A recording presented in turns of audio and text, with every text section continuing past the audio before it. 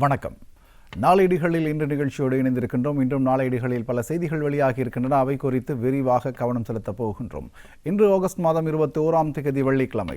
புலர்ந்திருக்கும் இன்றைய பொழுதும் இனிய ஒரு பொழுதாக மலர எல்லாம் வெள்ள இறைவனை பிரார்த்தித்துக் கொண்டு இன்றைய நிகழ்ச்சிக்குள் செல்கின்றோம்.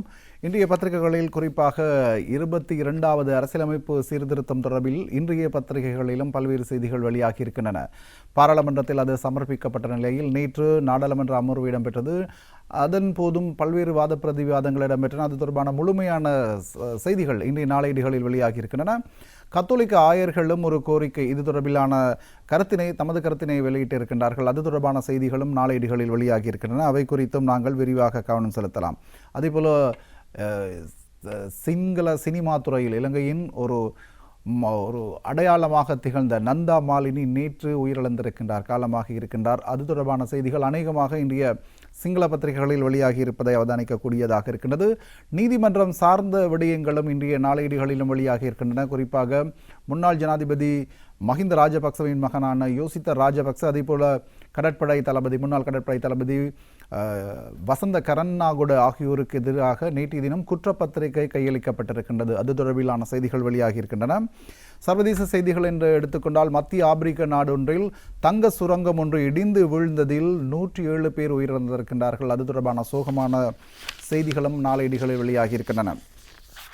இனி இன்றைய தினம் நாளேடுகளில் வெளியான செய்திகள் குறித்து விரிவாக கவனம் செலுத்தலாம். அந்த வகையில் வீரகேசரி பத்திரிகை முதலில் எடுத்துக்கொள்ளலாம். வீரகேசரி பத்திரிகையின் பிரதான தலைப்புச் செய்தி இவ்வாறு அமைந்திருக்கின்றது. ஆலோசனை நடத்தி திருத்தம் செய்யுங்கள். 22வது திருத்த சட்டமூலம் தொடர்பில் ஆயர் பேரவை அறிவிப்பு என்பது தொடர்பில் இன்றைய வீரகேசரி தனது பிரதான தலைப்புச் செய்தியை வெளியிட்டிருக்கின்றது. 22வது அரசியலமைப்பு சீர்திருத்தம் தொடர்பில் ஆராய்ந்து ஆலோசனை நடத்தி இறுதி தீர்மானம் ஒன்றை மேற்கொள்ளுமாறு ஆயர் பேரவை அறிவுறுத்தி இருக்கின்றது என்று அந்த செய்தி தொடர்கிறது. அனுபவம் மிக்க மற்றும் அறிவுள்ள நீதிபதிகளின் தேவைகள் மேலும் பெற்றுக்கொள்ள முடியும் என கூறிய அரசாங்கம் அவர்களின் ஓய்வு பெறும் வயதை உயர்த்த முடிவு எடுத்துள்ளது. நீதிபதிகளின் ஓய்வு பெறும் வயதை உயர்த்துவது தொடர்பான எந்தவொரு திருத்தத்தினையும் மேற்கொள்வதற்கு முன்னர் பொதுமக்கள் மற்றும் சம்பந்தப்பட்ட தரப்பினருடன் போதுமான கலந்தாலோசனைகளை நடத்தப்பட வேண்டும் என்று இலங்கை கத்தோலிக்க ஆயர் பேரவை சுட்டிக்காட்டியிருக்கின்றது. நீதிபதிகளின் தற்போதைய ஓய்வு பெறும் வயதை அதிகரிப்பதற்காக கடந்த 2026ஆம் ஆண்டு ஜூலை மாதம் 27ஆம் தேதி எடுக்கப்பட்ட அமைச்சரவை தீர்மானம் தொடர்பில் இலங்கை கத்தோலிக்க ஆயர் பேரவையின் தலைவர் வணக்கத்துக்குரிய ஹரால்ட் ஹந்துனி ஆண்டகை மற்றும் பொதுச் செயலாளர் வணக்கத்திற்குரிய ஆண்டன் ரஞ்சித் ஆண்டகை ஆகியோர் கையொப்பமிட்டு வெளியிடப்பட்டுள்ள அறிக்கையிலேயே இந்த விடயம் தெரிவிக்கப்பட்டிருக்கின்றது. அரசாங்கம் ஒரு விடயத்தை நன்மை கருதி மேற்கொள்ள முற்படும் பொழுது அது தொடர்பில் பொதுமக்களுடைய அதேபோல விடயத்திற்கு பொறுப்பான தரப்பினருடைய கருத்துக்கள் மிக முக்கியமானது. ஆகவே அனைத்து தரப்பினருடனும் கலந்துரையாடி இறுதி தீர்மானம் ஒன்று எட்டப்படுவதே மிக உசிதமாக இருக்கும் என்று ஆயர் பேரவை வலியுறுத்துகிறதாக அந்த செய்தி தொடர்கிறது. அதேபோல 4 வணிக வங்கிகளின் அதிகாரிகள் உள்ளிட்டோர் விளக்கமறியல் நீடிப்பு. தொடர்புபட்ட ஏனைய வங்கி அதிகாரிகள் வர்த்தகர்கள் தொடர்பில் விசாரணை தீவிரம் என்ற தலைப்பிலும் ஒரு செய்தி வெளியாகி இருக்கின்றது. சுமார் $1 பில்லியன் வெளிநாடுகளுக்கு சட்டவிரோதமாக பரிமாற்றம் செய்தது தொடர்பான விவகாரத்தில் சந்தேக நபர்களாக வர்த்தகர் மற்றும் 4 பிரபல தனியார் வங்கி அதிகாரிகள் 4 உள்ளிட்ட 5 விளக்கமறியல் காலம் மேலும் 14 நாட்களுக்கு நீடிக்கப்பட்டிருக்கின்றது. கொழும்பு பிரதான நீதவான் அசங்க போதரகம இதற்கான உத்தரவினை நேற்று பிறப்பித்திருக்கின்றார். இந்த நிலையில் கைது செய்யப்பட்டுள்ள இந்த 5 விளக்கமறியல் நீடிக்கப்பட்டிருக்கின்றது. இவர்களுடன் தொடர்புபட்ட ஏனையவர்கள் தொடர்பிலான இந்த சம்பவத்துடன் ஏனையவர்கள் தொடர்புபட்டிருக்கலாம். அவர்களையும் கைது செய்வதற்கான விசாரணைகள் தற்சமயம் முன்னெடுக்கப்பட்டு வருவதாக அந்த செய்தி தொடர்கிறது. வெளிநாடுகளுக்கு அந்நிய செலாவின் சுமார் 100 பில்லியன் ரூபாயை வெளிநாடுகளுக்கு அனுப்பியிருக்கின்றார்கள். இந்த விவகாரம் தொடர்பில் இப்பொழுது விசாரணைகள் துரிதப்படுத்தப்பட்டிருப்பதாகவும் அந்த செய்தி தொடர்கிறது.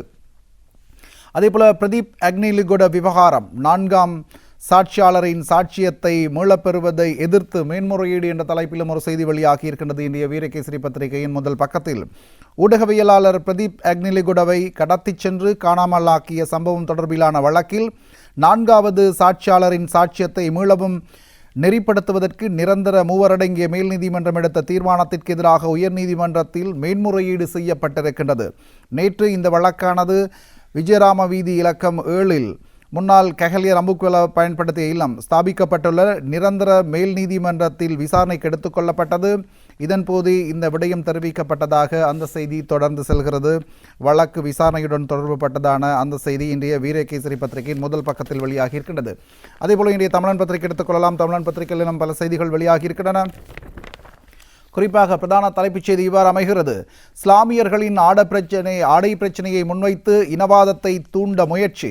சபையில் சாணக்கியன் எம்பி விசனம். அரசியல் லாபம் தேடுவதாகவும் சாடல் என்பதுதான் இன்றைய தமிழன் பத்திரிகையின் பிரதான தலைப்புச் செய்தியாக இருக்கின்றது. கல்முனை வைத்தியசாலை முஸ்லிம் பெண் சுகாதார உதவியாளரின் ஆடை பிரச்சனையை வைத்து இரண்டு தரப்புகள் குளிர்காய்வதாக குற்றம் சாட்டிய தமிழரசு கட்சியின் பாராளுமன்ற குழு தலைவரும் மட்டக்களப்பு மாவட்ட எம்பியுமான இரா சாணக்கியன், அதில் ஒன்று அரசு தரப்பு, இன்னொன்று இனவாதத்தை மாத்திரம் முன்னிலைப்படுத்தி செயல்படும் தரப்பு எனவும் சுட்டிக்காட்டியிருக்கின்றார். 20வது திருத்தத்திற்கும் கொரோனா காலத்திற்கு முஸ்லிம் மக்களின் ஜனாசாக்களை தகனம் செய்யும் தீர்மானத்திற்கும் ஆதரவளித்தார்கள். அப்போதைய ஆட்சியாளர்களின் காலில் விழுந்து கிடந்தவர்கள் சுற்று நிருபம் பற்றி அரசாங்கத்துடன் பேசுவதற்கு தற்துணிவு இல்லாமல் இன்று தமிழ் மக்கள் மீது குற்றம் சாட்டுகிறார்கள். கடந்த அரசாங்கங்களில் சுகாதார அமைச்சர்களின் பிரதி மற்றும் இராஜாங்க அமைச்சுக்களின் பதவிகளை வகித்தவர்கள் ஏன் இந்த சுற்று நிருபம் பற்றி பேசவில்லை எனவும் சாணக்கியன் கேள்வி எழுப்பியிருக்கின்றார். இது இன்று வந்த விடயமல்ல. இது தொடர்பிலான சுகாதார பணியாளர்களின் ஆடை விவகாரம் தொடர்பிலான சுற்று நிருபம் ஏற்கனவே வெளியாகி இருக்கின்றது. அப்போது வாய் திறக்காதவர்கள் இன்று அது பற்றி கதைப்பது நகைப்புக்குரிய விடயம் எனவும் சாணக்கியன் எம்பி நேற்று சபையில் சாடியிருக்கின்றார் என்று அந்த செய்தி தொடர்ந்து செல்கிறது. அதேபோல மற்றொரு செய்தி, ஹரக்கட்டா வழக்கு விசாரணை, மேல் நீதிமன்றம் உத்தரவுக்கு எதிராக மேன்முறையீடு, சட்டமா அதிபர் நீதிமன்றத்தில் அறிவிப்பு என்ற தலைப்பிலும் ஒரு செய்தி இன்றைய தமிழன் பத்திரிகையின் முதல் பக்கத்தில் வெளியாகி இருக்கின்றது. குற்றப்புலனாய்வு திணைக்களத்தின் காவலில் இருந்தபொழுது தப்பிச் செல்ல சதி செய்தார் என குற்றஞ்சாட்டப்பட்டுள்ள போதைப்பொருள் கடத்தற்காரர் என கூறப்படும் ஹரக்கட்டா என்றழைக்கப்படும் நந்துன் சிந்தக விக்ரமரத்ன உள்ளிட்ட பிரதிவாதிகளுக்கு எதிராக பயங்கரவாத தடை சட்டத்தின் கீழ் தாக்கல் செய்யப்பட்டுள்ள குற்றச்சாட்டுக்களை தொடர முடியாது என கொழும்பு மேல் நீதிமன்றம் அண்மையில் வழங்கிய உத்தரவுக்கு எதிராக மேன்முறையீடு செய்யப்பட்டுள்ளதாக சட்டமா அதிபர் நேற்று கொழும்பு நீதிமன்றத்திற்கு அறிவித்திருக்கின்றார் என்று அந்த செய்தி இன்றைய தமிழன் பத்திரிகையின் முதல் பக்கத்தில் வெளியாகி இருக்கின்றது. அதேபோல மற்றொரு செய்தி, குருக்களின் சூதாட்டத்தால் இழக்கப்பட்ட முருகன் ஆலய நகைகள் மீட்டெடுத்த தர்மகர்த்தாக்கள், திருடியவரை தேடி வலைவீச்சு என்ற தலைப்பிலும் ஒரு செய்தி வெளியாகி இருக்கின்றது. இந்த செய்தி பிரபலமாக சமூக வலைத்தளங்களில் வெளியான செய்தியாக காணப்படுகிறது. இன்றைய தினம் பத்திரிகைகளில் வெளியாகி இருக்கின்றது. கொம்பனி திரு ஸ்ரீ சிவசுப்பிரமணிய சுவாமி ஆலயத்தில் இடம்பெற்ற நகை திருட்டு சம்பவத்தை தொடர்ந்து ஆலய தர்மகர்த்தாக்களில் தனிப்பட்ட நிதியுதவி மூலம் இறைவனுக்குரிய அணிகலன்களான தங்க நகைகள் அனைத்து மீட்டெடுக்கப்பட்டுள்ளன. ஆலயத்தின் புனிதத்தன்மையையும் பக்தர்களின் நம்பிக்கையையும் காக்கும் நோக்கில் தர்மகர்த்தாக்களான AMT தனநாயகம் 12.4 மில்லியன் ரூபாவையும் திருக்குமரன் நடேசன் 12.4 மில்லியன் ரூபாவையும் தமது சொந்த நிதியிலிருந்து நன்கொடையாக வழங்கி அடகு வைக்கப்பட்ட அந்த நகைகளை மீட்டிருக்கின்றார்கள் என்று அந்த செய்தி வெளியாகி இருக்கின்றது. கொம்பனி திரு ஸ்ரீ சிவசுப்பிரமணிய ஆலயத்தின் குருக்கள் அங்குள்ள நகைகளை எடுத்து, கோவிலில் சொந்தமான நகைகளை எடுத்து வங்கிகளில் அடகு வைத்து அதில் சூதாட்டம் மேற்கொண்டிருக்கின்றார். இந்த விடயம் தெரிய வந்திருக்கின்றது. விசாரணைகளின் போது இவர் இதற்கு முன்னரும் இவ்வாறு பல சந்தர்ப்பங்களில் இவ்வாறான வேலைகளில் ஈடுபட்டிருப்பது தெரிய வந்திருக்கின்றது என்று அந்த செய்தி தொடர்கிறது. அதேபோல தினகரன் பத்திரிகை எடுத்துக்கொள்ளலாம். தினகரன் பத்திரிகையில் பல செய்திகள் வெளியாகி இருக்கின்றன. பிரதான தலைப்புச் செய்தி இவ்வாறு அமைகிறது. புலிகளின் முகாம் இருப்பதாக பதற்றத்தை ஏற்படுத்தியவர் கைது. போலி நகைகளை சமூகமயப்படுத்தினால் கடும் போலி தகவல்களை சமூகமயப்படுத்தினால் கடும் சட்ட நடவடிக்கை. பொதுமக்கள் பாதுகாப்பு அமைச்சர் தெரிவிக்கின்றார் என்பதுதான் இன்றைய தினகரன் பத்திரிகையின் பிரதான தலைப்புச் செய்தியாக அமைந்திருக்கின்றது. வடக்கில் தென்மராட்சி பளை காட்டுப்பகுதியில் விடுதலை புலிகளின் முகாம் இருப்பதாக தெரிய வந்து இனங்களுக்கிடையில் முரண்பாடுகளை ஏற்படுத்த திட்டமிட்ட வகையில் போலி தகவல்களை வெளியிட்ட நபர் கைது செய்யப்பட்டுள்ளதோடு போலி தகவல்களை சமூகப்படுத்தினால் அதற்கு எதிராக கடும் நடவடிக்கை எடுக்கப்படும் என பொதுமக்கள் பாதுகாப்பு அமைச்சரும் பாராளுமன்ற விவகார அமைச்சருமான ஆனந்த விஜயபால நேற்று பாராளுமன்றத்தில் தெரிவித்திருக்கின்றார். அந்த நபரிடமிருந்து 2 போலியான தேசிய அடையாள அட்டைகள் கைப்பற்றப்பட்டுள்ளதுடன் 3 குற்றச்சாட்டுகள் தொடர்பில் சந்தேக நபரான அவர் நீதிமன்றத்தில் அடையாளப்படுத்தப்பட்டிருப்பதாகவும் சபையில் ஆனந்த விஜயபால அமைச்சர் குறிப்பிட்டிருக்கின்றார். ஒரு எச்சரிக்கை விடுத்திருக்கின்றார். இதுபோல போலியான தகவல்களை சமூக பயன்படுத்தும் நபர்களுக்கு எதிராக இனிவரும் காலங்களிலும் கடுமையான சட்ட நடவடிக்கை எடுக்கப்படும் என பொதுமக்கள் பாதுகாப்பு அமைச்சர் ஒரு எச்சரிக்கையையும் விடுத்திருக்கின்றார் என்று அந்த செய்தி தொடர்கிறது. அதேபோல பிரதமர் நேற்று பாராளுமன்றத்தில் தெரிவித்த விடயமும் இன்றைய பத்திரிகைகளில் வெளியாகியிருக்கின்றன. தினகரன் பத்திரிகையும் அந்த செய்திக்கு இவ்வாறு தலைப்பிடுகிறது. அரச பாடசாலை ஆசிரியர்களுக்கு சம்பளம் வழங்குவதில் எதுவித பிரச்சனையும் கிடையாது. எதிர்க்கட்சியினால் முன்வைக்கப்படும் கூற்று உண்மைக்கு புறம்பானது. இவ்வாறு பிரதமர் தெரிவித்த விடயமும் இன்றைய தினகரன் பத்திரிகையின் முதல் பக்கத்தில் வெளியாகியிருக்கின்றது. அரசாங்க பாடசாலை ஆசிரியர்களுக்கு இம்மாதம் சம்பளம் வழங்குவதில் எதுவித பிரச்சனையும் கிடையாது என்றும் அது தொடர்பான எதிர்க்கட்சியினால் முன்வைக்கப்படும் கூற்று உண்மைக்கு புறம்பானது எனவும் பிரதமரும் கல்வி உயர்கல்வி அமைச்சருமான கலாநிதி ஹரிணி அமரசூரிய நேற்று பாராளுமன்றத்தில் தெரிவித்திருக்கின்றார். எதிர்க்கட்சி பாராளுமன்ற உறுப்பினர் ஒருவரால் நேற்று முன்தினம் இவ்வாறான பொய்யான கூற்று பரப்பப்பட்டிருப்பதாகவும் அவர் சுட்டிக்காட்டியிருக்கின்றார்.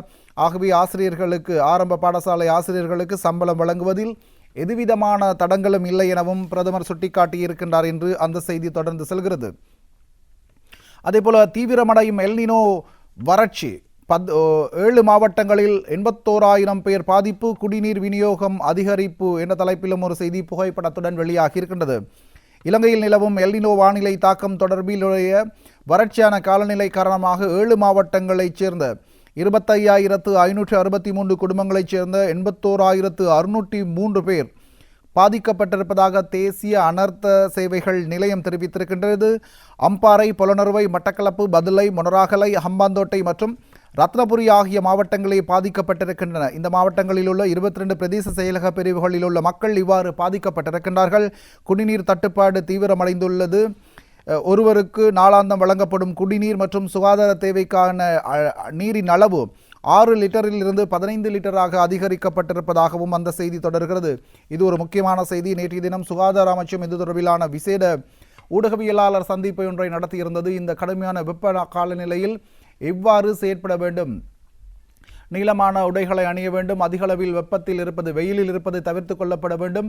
இவ்வாறான அதிகரித்த உஷ்ண கால நிலையின் போது ஏற்படும் அசௌகரியங்களை தவிர்ப்பதற்கு தனிநபர்கள் பின்பற்றப்பட வேண்டிய நடவடிக்கைகள் குறித்தும் சுகாதார அமைச்சு ஒரு விளக்கத்தை நேற்று வழங்கியிருந்தது. இது தொடர்பிலான மேலதிக நோய் நிலைமைகள் ஏதும் ஏற்பட்டால் உடனடியாக மருத்துவ ஆலோசனைகளை பெற்றுக்கொள்ளும்படியும் சுகாதார அமைச்சு அறிவுறுத்தலை விடுத்ததையும் ஞாபகப்படுத்த வேண்டும்.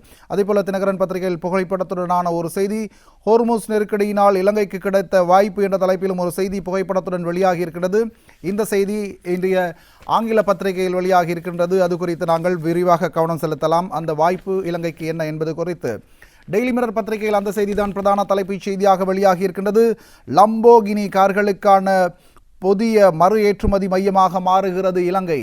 மத்திய கிழக்கு நெருக்கடியினால் இலங்கைக்கு இந்த வாய்ப்பு கிடைத்திருப்பதான செய்தியாக அது அமைந்திருக்கிறது. மத்திய கிழக்கில் நிலவும் மோதல்கள் மற்றும் ஹோர்முஸ் நீரிணை மூடல் போன்ற உலகளாவிய பதற்றங்கள் காரணமாக கப்பல் போக்குவரத்து பாதைகள் பாதிக்கப்பட்டிருக்கின்றன.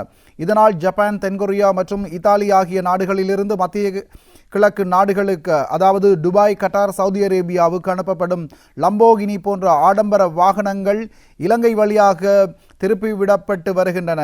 இலங்கை அம்பாந்தோட்டை துறைமுக ஆடம்பர வாகன மறு ஏற்றுமதி செய்யும் முனையமாக உருவெடுத்திருக்கின்றது. அதிகாரப்பூர்வ தரவுகளின்படி இத்துறைமுகம் ஜூன் மாதத்தில் மாத்திரம் 90,219 வாகனங்களை கையாண்டு சாதனை படைத்திருப்பதாக அந்த செய்தி தொடர்கிறது.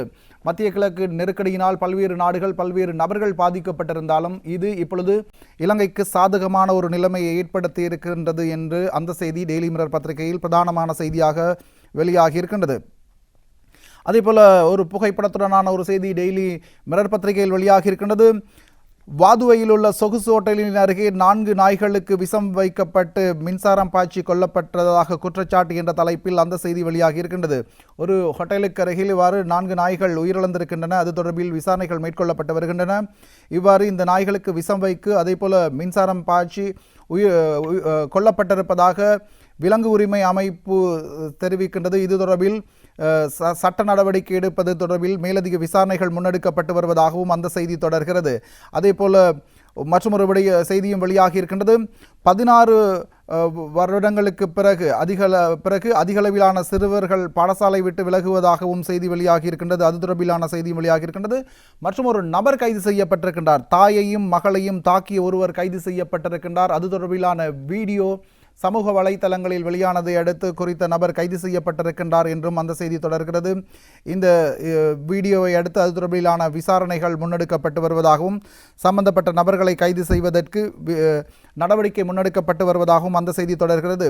அதேபோல் ஏற்கனவே பார்த்தது போல 16 வயதுக்கு பிறகு அதிகளவிலானோர் பாடசாலையை விட்டு விலகுவதாக பிரதமர் தெரிவித்திருக்கின்றார். ஆகவே இது தொடர்பிலும் கவனம் செலுத்தப்பட வேண்டும். இவர்கள் ஏன் இவ்வாறு பாடசாலையை விட்டு இடைவிலகுகிறார்கள் என்பது தொடர்பில் உரிய விசாரணைகள் முன்னெடுக்கப்பட வேண்டும் எனவும் பிரதமர் குறிப்பிட்டிருப்பதாக அந்த செய்தி தொடர்கிறது.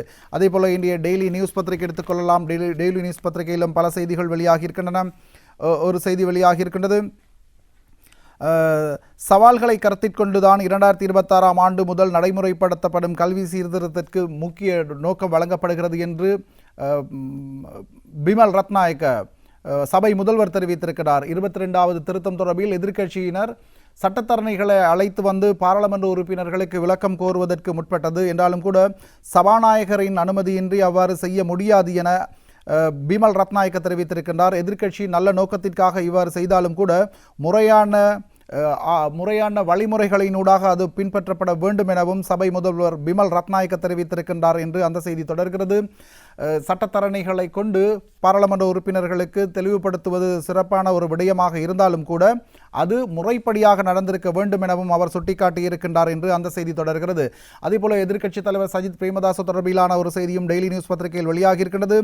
மிரட்டல் விவகாரத்தில் இலங்கை சட்டத்தரணிகள் சங்கத்திற்கு சஜித் ஆதரவு, இருதரப்பு பங்கேற்புக்கு அழைப்பு என்ற தலைப்பிலும் ஒரு செய்தி வெளியாகியிருக்கின்றது. ஏற்கனவே பார்த்த செய்தியுடன் தொடர்புபட்ட செய்தி.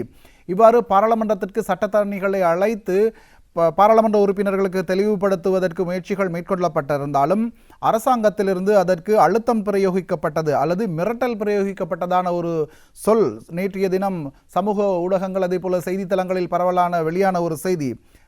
அச்சுறுத்தல் என்ற ஒரு பதம் பாவிக்கப்பட்டிருந்தது என்றாலும் அச்சுறுத்தலுக்கு பதிலாக அது வேறொரு பதம்தான் அங்கு பொருள் கூறப்பட்டதாகவும் தெரிவிக்கப்பட்டது. இந்த விவகாரத்தில் தொடர்பில் எதிர்க்கட்சி தலைவரும் ஒரு விடயத்தை வலியுறுத்தியிருக்கிறார். எவ்விதமான அச்சுறுத்தலுக்கு மத்தியிலும் நாங்கள் இந்த விடயத்தை முன்னெடுப்போம், அச்சுறுத்தலுக்கு ஒரு பொழுதும் அடிப்பணிய மாட்டோம் என்றும் அவர் தெரிவித்திருக்கின்றார் என்று டெய்லி நியூஸ் பத்திரிகையில் அந்த செய்தி தொடர்கிறது. அதேபோல மற்றொரு செய்தி, எம்பிக்களுக்கான தெளிவுபடுத்தல் கூட்டத்தை ஒத்திவைக்குமாறு சஜித்திடம் சட்டத்தரணிகள் சங்கம் கோரிக்கை என்ற தலைப்பிலும் ஒரு செய்தி வெளியாக இருக்கின்றது. இந்த செய்தியும் இதனுடன் தொடர்புபட்ட செய்தி. இந்த கடித அனுப்பலுக்கு பிறகு நேற்றைய தினம் சட்டத்தரணிகள் சங்கம் பாராளுமன்றத்துக்கு வந்து பாராளுமன்ற உறுப்பினர்களுக்கு இது தொடர்பில் தெளிவுபடுத்த இருந்தாலும் கூட அது இறுதி நேரத்தில் ஒத்திவைக்கப்பட்டது. அது தொடர்பில் சட்டத்தரணிகள் சங்கம் ஒரு விசேட கூற்றொன்றை வெளியிட்டிருக்கின்றது. இந்த தெளிவுபடுத்தல் விவகாரத்தை சற்று தாமதப்படுத்துமாறு சட்டத்தரணிகள் சங்கம் சஜித் பிரேமதாசவுக்கு கடிதம் அனுப்பியிருப்பதாகவும் அந்த செய்தி தொடர்கிறது. அதேபோல ஒரு செய்தி வெளியாகி இருக்கின்றது. அருண் பிரேமச்சந்திரா தொடர்பான ஒரு செய்தி. இஸ்ரேலிலிருந்து நாடு கடத்தப்படும் அபாயத்தை எதிர்கொள்ளும் 7000 இலங்கையர்களுக்கு தீர்வு காண அரசாங்கம் நடவடிக்கை, பிரதி அமைச்சர் கூறுகிறார் என்ற தலைப்பில் அந்த செய்தி வெளியாகி இருக்கின்றது. இஸ்ரேலுக்கு சென்று தொழிலாளர்கள் தங்கள் நுழைந்த வேலை வாய்ப்புகள் பிரிவில் தவிர்த்து வேறு பணிகளுக்கு மாறியதால் அங்கிருந்து நாடு கடத்தப்படும் அபாயத்தை எதிர்நோக்கி இருக்கின்றார்கள். அவ்வாறு பாதிக்கப்பட்டுள்ள சுமார் 7000 இலங்கை தொழிலாளர்களுக்கு தீர்வு காண்பதற்கான நடவடிக்கைகளை அரசாங்கம் எடுத்து வருவதாக வெளிநாட்டு அலுவலர்கள் மற்றும் வேலைவாய்ப்பு பிரதி அமைச்சர் அருண் ஹேமச்சந்திரா தெரிவித்திருக்கின்றார் என்று அந்த செய்தி டெய்லி நியூஸ் பத்திரிகையில் வெளியாகி இருக்கின்றது.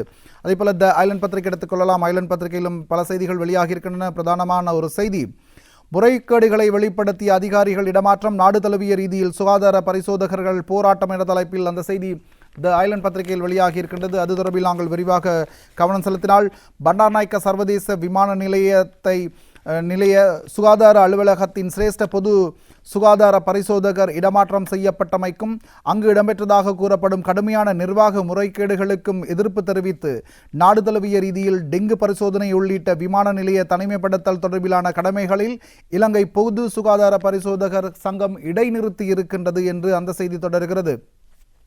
நாட்டில் டெங்கு சுகாதார பிரச்சனையாக உருவெடுத்துள்ள நிலையில் இவர்களுக்கு தனக்கான நீதி வழங்கப்பட வேண்டும் என்று வலியுறுத்தி அவர்கள் அந்த பணிகளிலிருந்து இடைவிலகி இருப்பதாக அந்த செய்தி தொடர்கிறது. அதேபோல த ஐலண்ட் பத்திரிகையில் புகைப்படத்துடனான ஒரு செய்தி வெளியாகி இருக்கின்றது. சீனாவின் பெய்ஜிங் நகரில் ஆகஸ்ட் மாதம் 19ஆம் தேதி அன்று நடைபெற்ற உலக ரோபோ மாநாட்டில் பார்வையாளர் ஒருவரின் மனித உருவ ரோபோவை புகைப்படம் எடுக்கிறார். மனிதன் ரோபோ இணை வாழ்வு உற்பத்தி தேவை ஒருங்கிணைப்பு என்ற கருப்பொருளில் இந்த மாநாடு கடந்த புதன்கிழமை இடம்பெற்றது என்று அந்த செய்தி தொடர்கிறது. மனிதனுடைய செயற்பாடுகளை மேற்கொள்ளும் வகையில் இந்த அற்புதமான ரோபோ அதிநவீன தொழில்நுட்பத்துடன் வடிவமைக்கப்பட்டிருப்பதாக அந்த செய்தி வெளியாக இருக்கின்றது.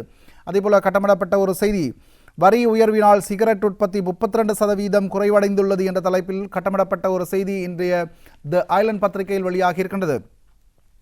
புகையிலை பொருட்கள் மீதான தொடர்ச்சியான வரி உயர்வை தொடர்ந்து இலங்கையில் கடந்த 3 ஆண்டுகளில் சிகரெட் உற்பத்தி 32% குறைவடைந்திருப்பதாக பொருளாதார அபிவிருத்தி பிரதி அமைச்சர் நிசாந்த ஜயவீர நேற்று பாராளுமன்றத்தில் தெரிவித்திருக்கின்றார் என்று அந்த செய்தி தொடர்கிறது.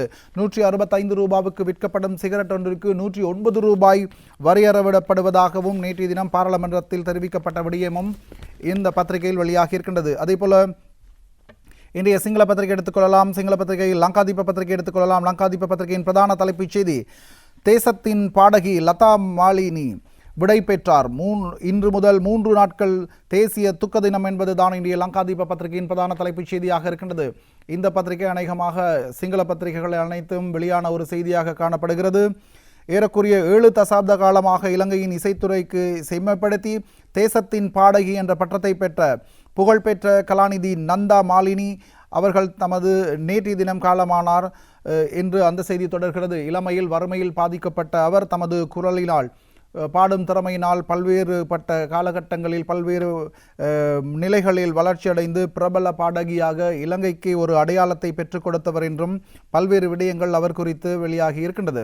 அதேபோல லங்காதீப பத்திரிகையில் மற்றொரு செய்தி, தகுதியின்றி வெளிநாட்டுக்கு பயிற்சிக்கு அனுப்பியது கரன்னாகுட யோசித்தவுக்கு எதிராக குற்றப்பத்திரிகை என்பதுதான் இன்றைய லங்காதீப பத்திரிகையில் மற்றும் ஒரு பிரதான செய்தியாக காணப்படுகிறது. நிபந்தனைகளுடன் அவர்களுக்கு பிணை வழங்கப்பட்டிருக்கின்றது. வெளிநாட்டு பயணத்திற்கும் தடை விதிக்கப்பட்டிருப்பதான அந்த செய்தி வெளியாக இருக்கின்றது. குற்றம் சாட்டப்பட்ட இவர்கள் இருவருக்கும் எதிராக நேற்று குற்றப்பத்திரிகைகள் திறந்த நீதிமன்றத்தில் வைத்து அவர்களிடம் கையளிக்கப்பட்டிருக்கின்றது. இவர்களது வெளிநாட்டு பயண தடையும் விதிக்கப்பட்டிருக்கின்றது. எதிர்வரும் 17ஆம் தேதி அடுத்த மாதம் 17ஆம் தேதி இந்த வழக்கு தொடர்பான மேலதிக விசாரணைக்கு எடுத்துக்கொள்ளவும் நீதவான் உத்தரவிட்டிருக்கின்றார் என்று அந்த செய்தி தொடர்கிறது. அதேபோல இந்திய தினமின பத்திரிகை எடுத்துக்கொள்ளலாம். தினமின பத்திரிகையிலும் பல செய்திகள் வெளியாகி இருக்கின்றன. யோசித்த ராஜபக்சவுடன் தொடர்புடைய மற்றொரு செய்தி இவ்வாறு தலைப்பிடப்பட்டிருக்கின்றது, 7 கோடி ரூபாய் சட்டவிரோத சொத்து, யோசித்தவுக்கு எதிரான வழக்கு மற்றொரு திகதிக்கு ஒத்திவைப்பு என்ற தலைப்பிலும் ஒரு செய்தி இன்றைய தினமின பத்திரிகையில் வெளியாகி இருக்கின்றது.